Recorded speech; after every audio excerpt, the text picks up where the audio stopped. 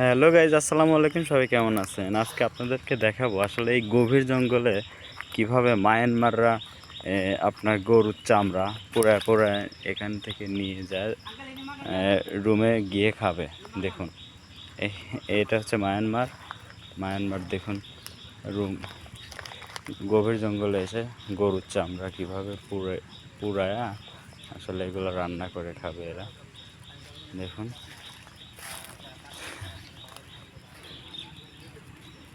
গভীর জঙ্গলে এসে এগুলো পোড়ানোর একটাই কারণ, আপনার এগুলার যে গন্ধ ছড়ায় যাতে মানুষেরা ওকে কমপ্লেন না দেয় কিংবা পুলিশের কাছে কমপ্লেন দিয়ে ওকে আবার ধরায় দিতে পারে। এই কারণে ও গভীর জঙ্গলে এসেও নিজে একা একা আসলে এগুলো পোড়ায় নিয়ে যাচ্ছে। এরকম ভিডিও পেতে হলে আমার চ্যানেলটি সাবস্ক্রাইব করে রাখুন। ধন্যবাদ।